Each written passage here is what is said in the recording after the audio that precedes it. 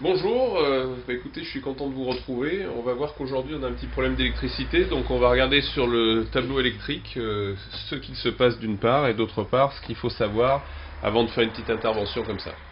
Alors sur le tableau électrique, première chose, donc on a l'alimentation avec un disjoncteur 500 mA qui est placé en tête de réseau. Auquel on ne touche pas, il est plombé, il est posé par un électricien agréé. Donc ensuite, première chose avant d'intervenir sur un tableau, bien vérifier bien évidemment que le courant est disjoncté. Donc on voit que là quand on appuie, le bouton est sorti. Donc ça veut dire que cette partie du tableau là n'est plus alimentée en courant. Donc ensuite on va ouvrir le tableau. On avait commencé à prédévisser. Et une fois qu'on a fait ça, on va enlever donc le capot de protection. Donc derrière lequel se trouve le câblage du tableau. Donc on voit, voilà, avec ici l'arrivée générale donc du courant en 10 mm² qui arrive sur le différentiel 30 mA. On va voir un peu plus loin ce que c'est. Et puis ensuite on a donc les disjoncteurs ici qui vont protéger les différents circuits pour les lampes et pour les prises. Alors ici on voit le problème, il n'y a pas besoin de chercher plus loin, hein. Le différentiel 30 mA, il y a eu un gros court-circuit, donc on va le démonter pour le changer. Donc on va voir comment on peut démonter un module comme ça. L'alimentation générale qui est faite par les 10 mm² qui arrivent sur le différentiel, ensuite est redispatchée sur les modules par des peignes horizontaux qui amènent donc le courant aux différents disjoncteurs. Alors dans un premier temps, je vais enlever donc mes deux fils d'alimentation qui viennent sur mon différentiel 30 mA.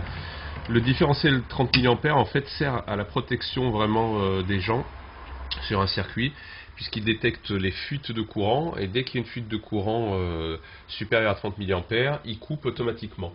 Ce qui fait que c'est une sécurité qui permet d'éviter l'électrocution.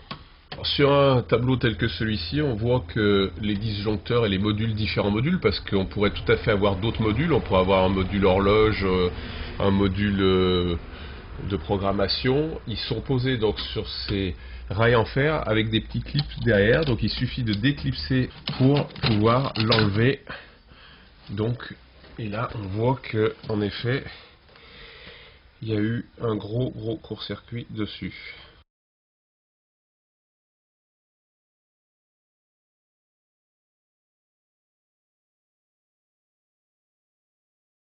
Tous les disjoncteurs ont été mis en position off, bien évidemment.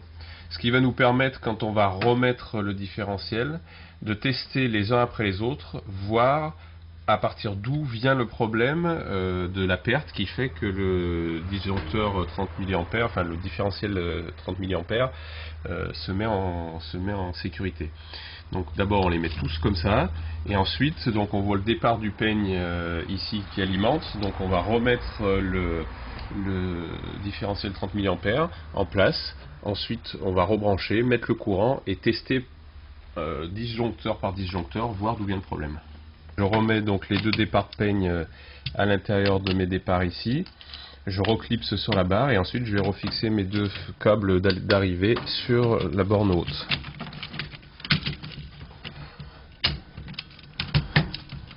Voilà, donc je fais gaffe que ce soit bien clipsé. Là j'ai remis le premier disjoncteur qui correspond à la lumière du séjour. En fait sur cette installation, qui est une petite installation puisque on est sur un studio qui fait moins de 30 m², on a un seul différentiel 30 mA. Si on avait un appartement plus grand, on peut en avoir deux, voire trois, c'est avec des circuits derrière. Donc là maintenant, il ne vous reste plus qu'à tester, et une fois que vous avez fait votre test, trouvez d'où vient le problème, et c'est souvent un appareil qui a été branché, qui est défectueux, qui pose un souci. Donc après, à vous de régler ce problème, et vous avez en toute logique trouvé votre panne et résolu la panne électrique.